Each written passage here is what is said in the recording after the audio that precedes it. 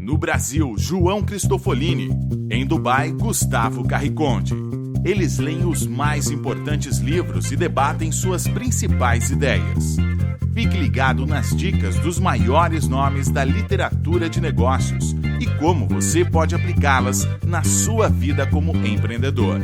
Está começando agora mais um episódio do Resumo Cast, livros para empreendedores. Olá, seja muito bem-vindo ao Resumo Cast, o seu podcast de livros para empreendedores. Aqui quem fala é João Cristofolini e estamos começando agora o nosso 18º episódio, o nosso 18º livro para empreendedor. E no episódio de hoje nós vamos falar sobre um livro que não é uma biografia de sucesso, porém foi escrito por um grande empreendedor de sucesso que naturalmente poderia, ou terá em breve algumas biografias. Então, um livro escrito por um empreendedor de sucesso relatando as suas experiências práticas no mundo dos negócios. Eu estou falando do livro De 0 a 1, do autor Peter Thiel. O que aprender sobre empreendedorismo com o Vale do Silício? Apresenta ideias completamente originais sobre como criar valor no mundo, segundo Mark Zuckerberg, CEO do Facebook. Peter Thiel, cofundador do PayPal e investidor em centenas de startups, incluindo o próprio Facebook, parte da premissa de que vivemos numa era de estagnação tecnológica. A tecnologia da informação se desenvolveu rapidamente, mas não há motivo para que o progresso fique limitado a ela. O progresso pode ser realizado em qualquer área. Fazer aquilo que já sabemos leva o mundo de 0 a N, ampliando o que nos é familiar. Mas sempre que fazemos algo novo, vamos de 0 a 1. Os campeões de amanhã não vencerão competindo de maneira impiedosa no mercado de hoje. Eles vão escapar por completo da competição porque o seu negócio é único. De 0 a 1 é sobre como construir empresas que criem coisas novas, apresenta uma visão otimista do futuro do progresso e uma maneira original de pensar sobre inovação. Ensina você a fazer perguntas que o levem a encontrar valor em lugares inesperados. É sobre isso que nós vamos falar no episódio de hoje, com o livro De 0 a 1. Seja muito bem-vindo!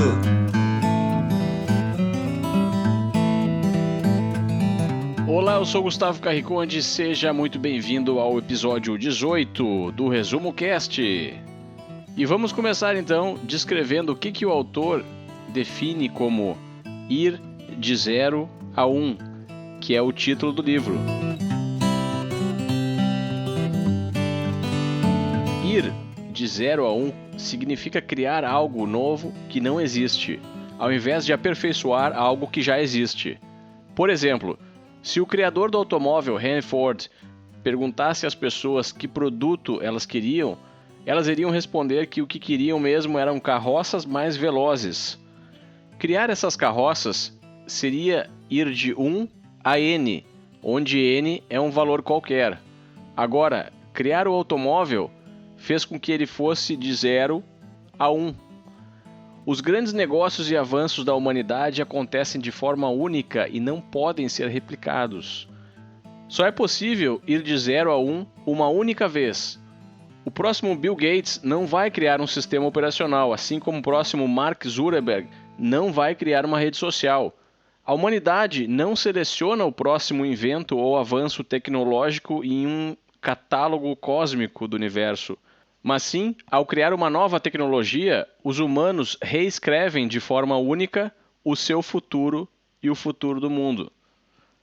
Essa lógica absolutamente verdadeira faz parte do universo das crianças, mas infelizmente, ao crescerem, elas são contaminadas com os modelos mentais dos adultos que favorecem a cópia do que já existe, pelo simples fato de que copiar é mais fácil e requer menos energia.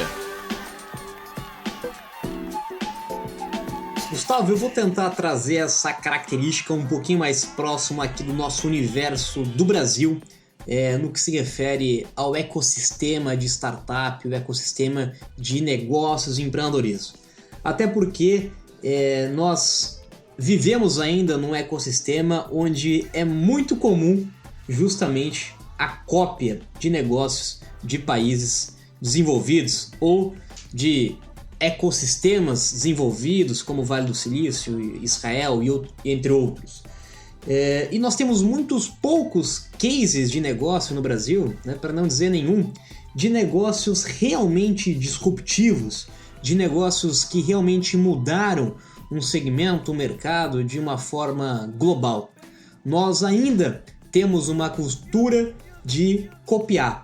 O que funcionou nos Estados Unidos vai funcionar no Brasil. O que funcionou lá fora vai funcionar aqui dentro. Inclusive tem alguns fundos de investimentos que trabalham exatamente com essa cultura, de trazer negócios de países já mais maduros para países em processo de desenvolvimento, como o Brasil, e simplesmente replicar o processo, o modelo, o produto de uma forma totalmente igual. E na minha opinião, eu acho que não tem nada de errado com isso. É uma forma de se construir negócio, até porque a gente parte da premissa de que nada se cria, tudo se copia ou se combina. Então é uma forma de enxergar, é uma forma de construir negócio. Porém, nós sabemos, e aí concordo totalmente com o autor, inclusive o meu perfil como empreendedor é justamente buscar negócios disruptivos e não cópia de negócio, onde ele traz uma série de vantagens, não só para o empreendedor, né, o empreendedor que assume o risco de entrar no mercado totalmente novo, ele tem uma possibilidade aí de retorno muito maior, logicamente, assim como todos os seus riscos e os custos de ser um pioneiro em uma inovação. Mas com certeza que a humanidade, a sociedade, o mundo em si precisa cada vez mais de empreendedores que estejam dispostos a ir de 0 a 1, porque assim como o exemplo que você deu do automóvel, ele se replica em qualquer outra área na vida. Em todos os setores, em todo o nosso dia a dia, nós precisamos evoluir, nós precisamos evoluir de forma exponencial, e essa evolução parte principalmente dos empreendedores, parte principalmente de negócios disruptivos. E o principal problema, como eu comentei, ainda é a cultura. Nós precisamos mudar a cultura no Brasil, mudar a cultura, o investidor precisa mudar a cultura no Brasil também, de entender que esse tipo de negócio tem um risco muito maior, né? É muito mais arriscado você construir um negócio de 0 a 1 do que um negócio de 0 a N, mas ele traz aí vantagens muito importantes, não só para o negócio, como para o ecossistema, como para o país, como para toda a sociedade.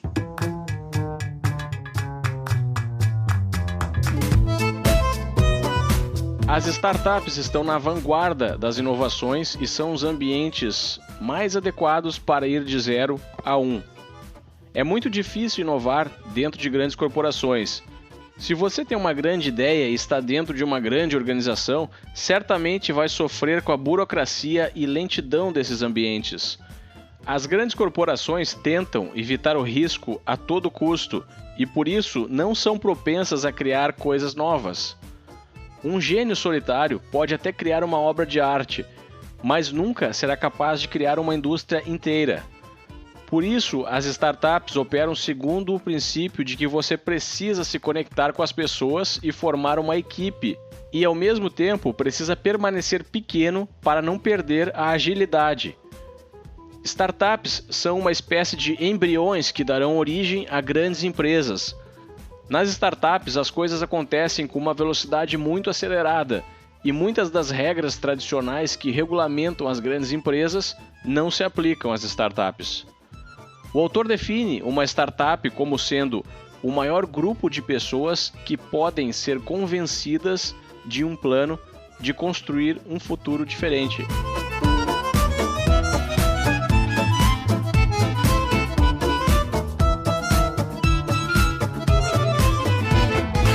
Um dos principais motivos que fazem grande parte das inovações disruptivas nascerem de startups e não de grandes empresas, corporações, é justamente o risco que está embutido, o risco e o preço que está embutido no processo de criação de uma nova inovação.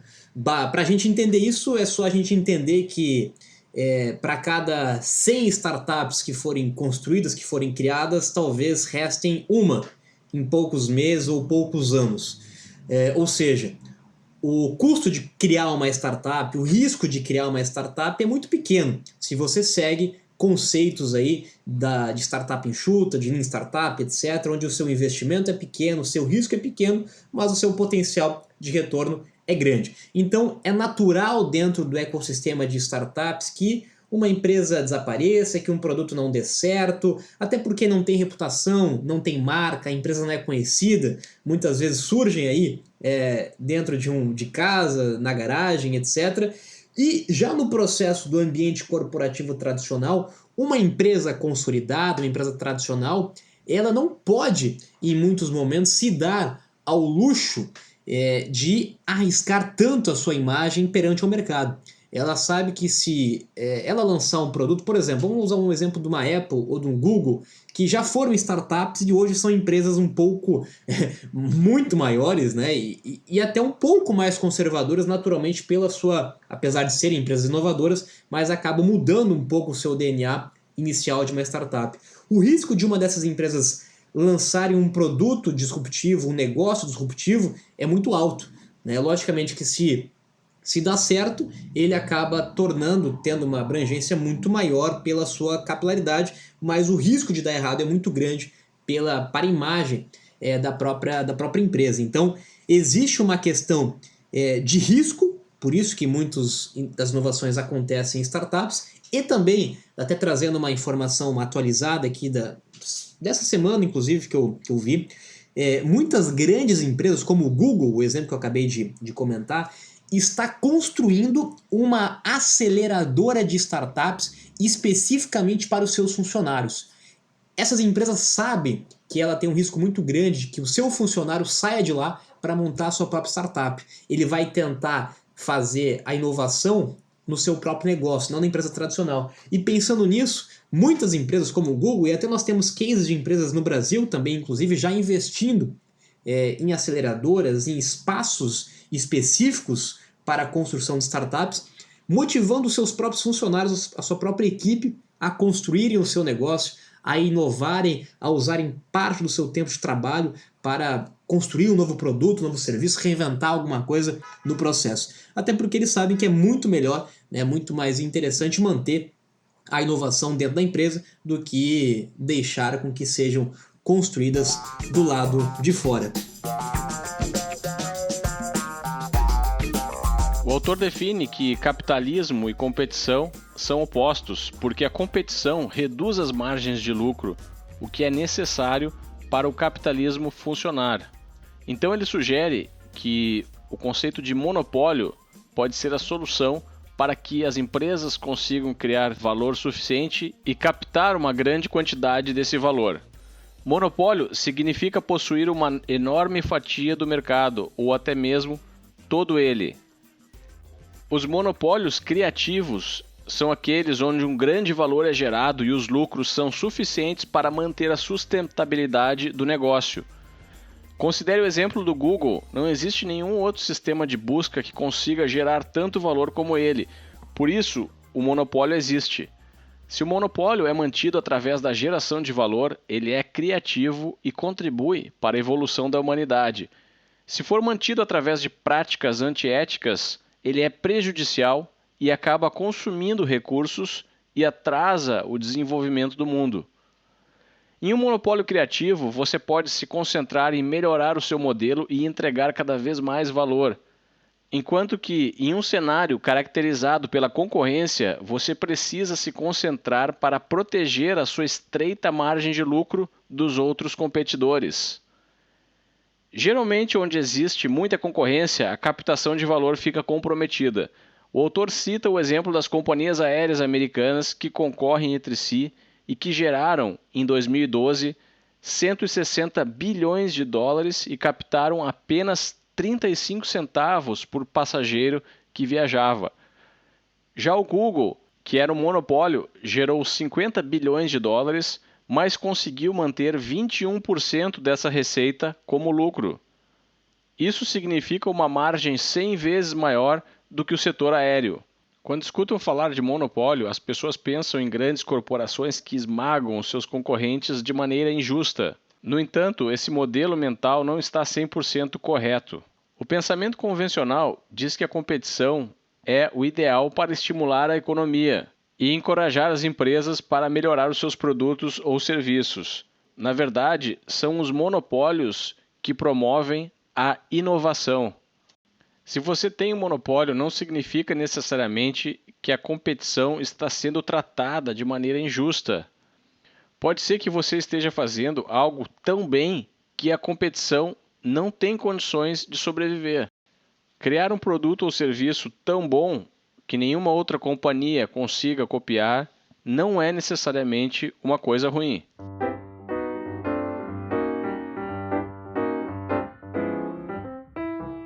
Se tornar um monopólio do mercado é o sonho de qualquer empreendedor, né? Mas com certeza não é a realidade da maioria deles e também não é uma tarefa fácil. Um fato que o autor defende, e certamente é um fato muito importante, não só para construir um monopólio, mas para ter uma vantagem competitiva, ter um diferencial no mercado nos dias de hoje, é realmente conseguir criar barreiras de entrada. Quanto mais barreiras de entrada o seu negócio possui, mais difícil de entrada de novos concorrentes. Como nós vimos o exemplo do Google, né, onde tem uma barreira de entrada muito forte, que é conseguir criar um novo código de busca como o do Google, ou criar uma nova receita da Coca-Cola, por exemplo. São barreiras de entradas muito grandes. Então, com certeza, né, isso é um dos pontos que muitas vezes é levado em conta por investidores ao investir em uma nova startup, um novo negócio, é justamente esse ponto.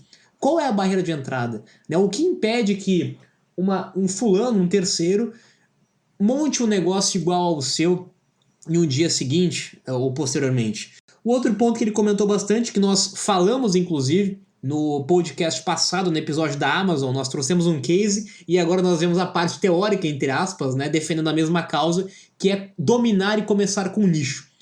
Todos os negócios que foram citados, disruptivos, de Amazon, Google, Apple e qualquer outro negócio, começaram com um nicho, começaram com um produto, começaram com um grupo de pessoas e depois escalaram de uma forma muito rápida.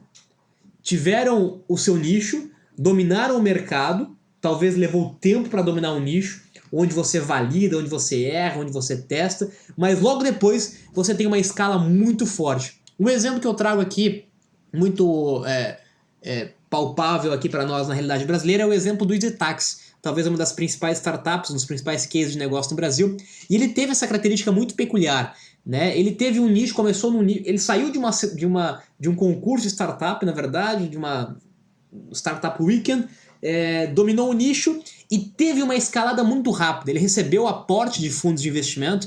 Aí também nós temos que levar em conta a importância do capital financeiro, né? Ambientes aí como o do Vale do Silício ou outros ambientes que tem investidor ou tem capital financeiro disposto a construir negócios nessas características é muito importante, porque depois que você dominou um nicho, você tem que ter fôlego, você vai precisar ter capital para escalar de uma forma muito rápida. A escala rápida vai ajudar a construir um monopólio e a eliminar as barreiras, dificultar as barreiras de entrada. E o EasyTax foi exatamente isso. Quando ele dominou o seu nicho, ele teve um aporte financeiro de um fundo de investimento e ele escalou de uma forma muito rápida por vários países. Em poucos anos ele estava presente em vários países. Ou seja, era muito difícil um outro concorrente entrar no mercado.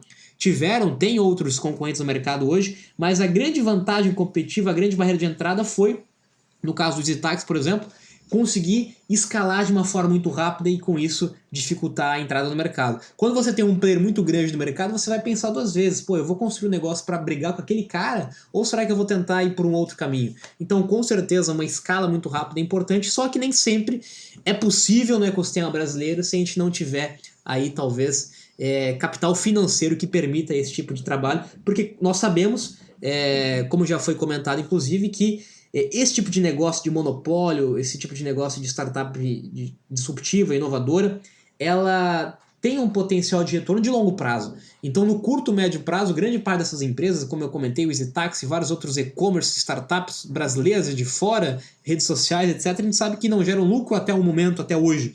E tiveram muita rodada de capital, muita rodada financeira para permitir essa escala e para permitir esse monopólio, para permitir essa barreira, para que no segundo momento, a longo prazo, 5, 10, 15 anos, ela venha a dar lucro. Então nós precisamos de um ecossistema disposto a pagar esse preço. Nós precisamos também de investidores dispostos a pagar esse preço para que de fato a roda possa girar. E uma outra observação importante a ser colocada é o fato de ser pioneiro. Nós sempre ouvimos que ser pioneiro em um mercado é de fato uma vantagem competitiva. O primeiro sempre é lembrado, o primeiro sempre tem as suas vantagens e não deixa de ser verdade. Eu particularmente gosto dessa característica também de ser pioneiro dentro do mercado, mas nós precisamos entender, eu sempre defendo isso, não existe certo ou errado, não existe o melhor caminho ou o pior caminho. Existem cases de empresas que tiveram sucesso sendo pioneiras, temos cases de empresas que foram sucesso fazendo o caminho oposto, ou seja, não existe uma regra quando se fala em empreendedorismo. Existem várias possibilidades, vários caminhos. Nós temos uma vantagem competitiva muito forte de ser pioneiro, de ganhar escala, de conseguir ter essa vantagem competitiva, assim como nós temos a desvantagem, ou nós teremos a vantagem de não ser pioneiro, porque quando nós somos pioneiros nós pagamos um preço alto, por isso novamente a necessidade de ter, ao se construir um negócio pioneiro, você tem que ter a consciência de que é um negócio de longo prazo, você tem que ter a consciência de que é um negócio que talvez vai sugar muito recurso financeiro de curto e médio prazo, que vai ter necessidade de capital financeiro nesse tipo de negócio, porque você vai pagar o preço para educar o mercado. Você vai pagar o preço, voltando ao exemplo que eu dei do EasyTaxi, você vai pagar o preço para educar o mercado, que ele precisa mudar um comportamento, um hábito que ele tinha até o momento, para fazer um processo totalmente diferente. Estou disposto a pagar o preço de ser pioneiro ou estou disposto a pagar o preço de ser um segundo, um terceiro, mas beneficiar de outras coisas? Aí fica a reflexão para cada um de vocês fazer dentro da realidade do negócio e da ideia de vocês. Como construir um monopólio? Gastar a mesma quantidade de tempo em diversas disciplinas vai fazer com que você se torne um aluno mediano, que sabe pouco sobre tudo, mas não sabe muito sobre nada. O primeiro passo para a construção de monopólio é tornar-se um expert e conhecedor profundo dos problemas de um determinado nicho. O seu objetivo para construir um monopólio é criar uma startup, e uma startup só vai ter sucesso se ela iniciar focada em um determinado nicho específico. Desenvolva então um produto para esse nicho ou segmento, e logo em seguida escale para um mercado maior. Mas não se preocupe em dominar o mundo de imediato, pois os mercados globais não são muito bem definidos e requerem uma quantidade enorme de recursos para atingi-los, além de atrair a competição. Lembre-se, a chave para o sucesso é evitar a competição a todo custo.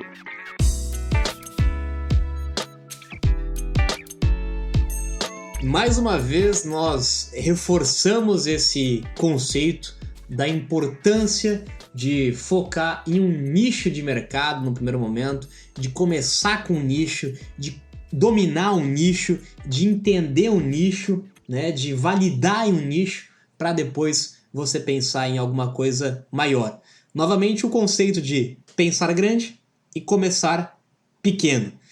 Não tem mais como você imaginar ou você querer pensar em construir um negócio nos dias de hoje começando de uma forma global. Nenhum negócio começa global.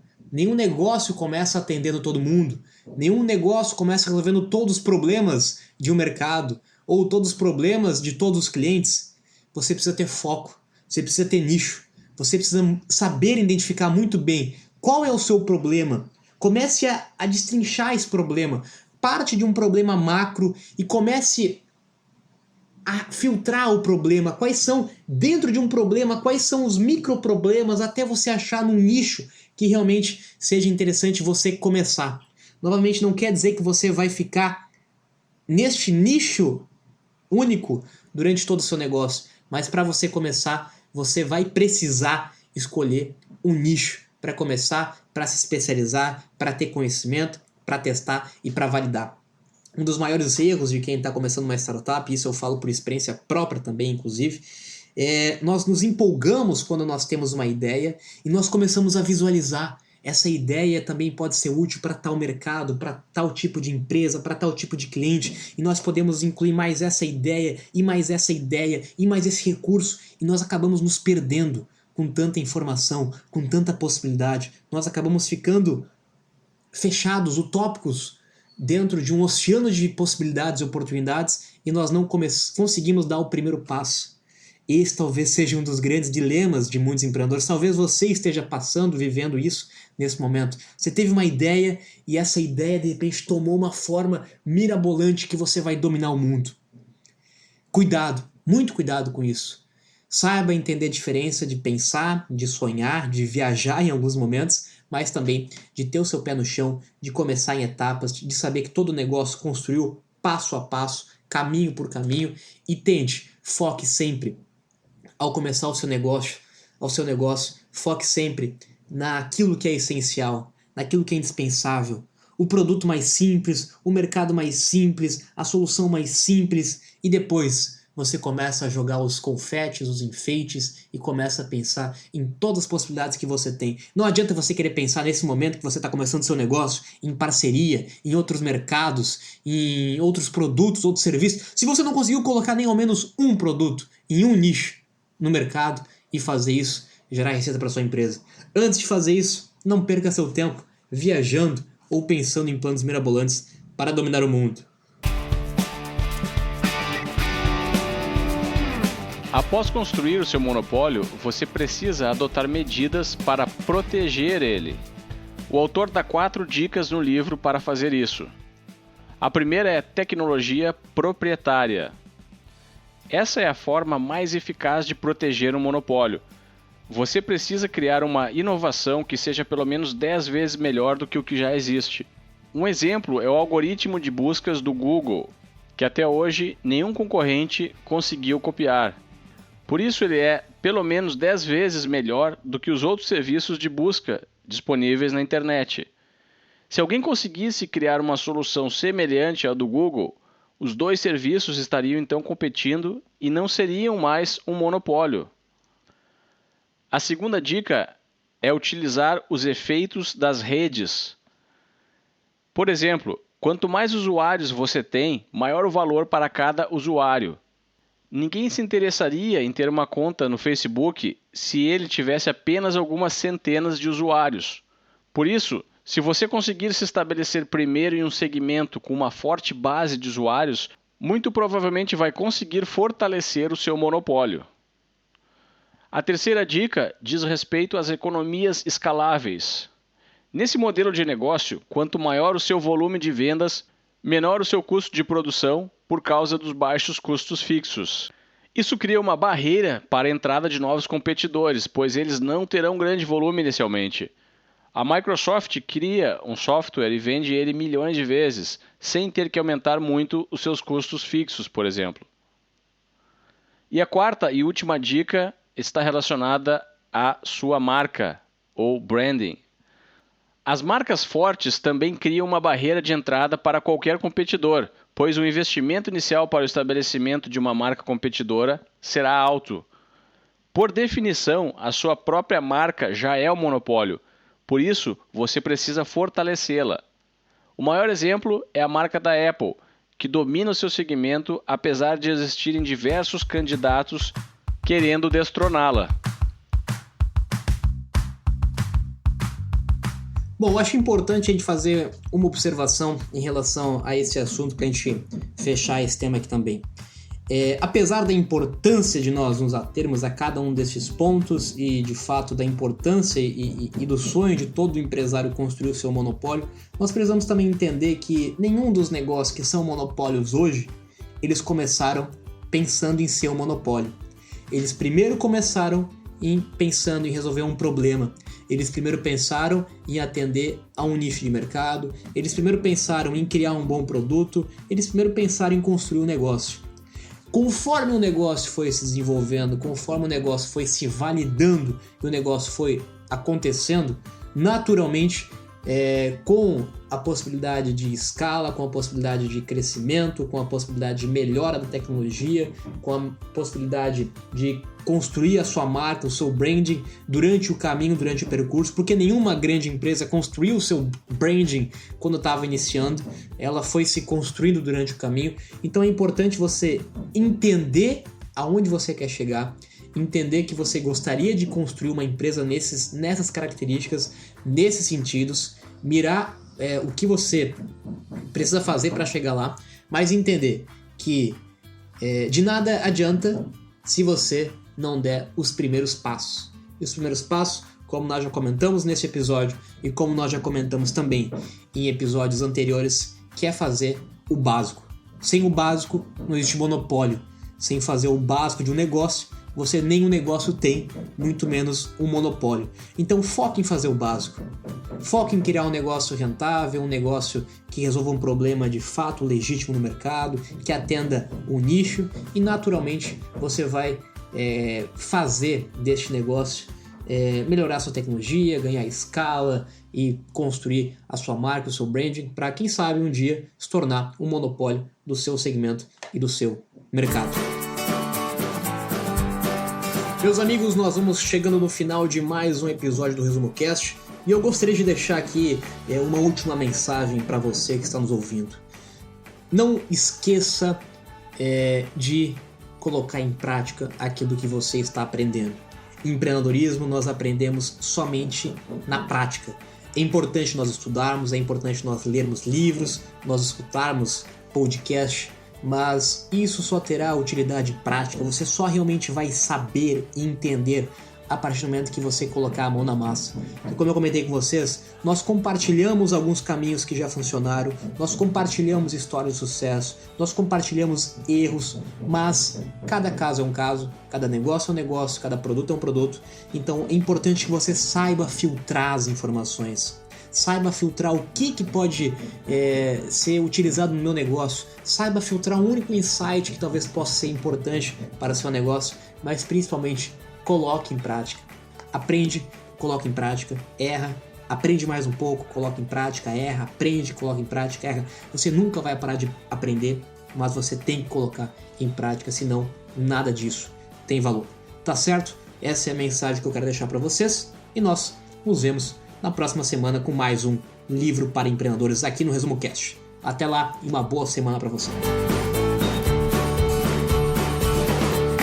É isso aí, João, grande mensagem. E lembre-se, os livros não são tão importantes quanto as ideias que eles contêm.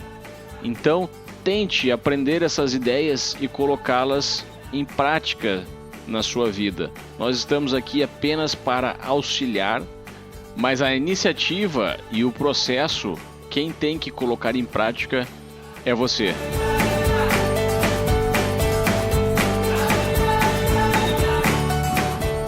Se você está escutando o Resumo Cast e ainda não é um assinante do nosso podcast, eu faço um convite para que acesse www.resumocast.com.br.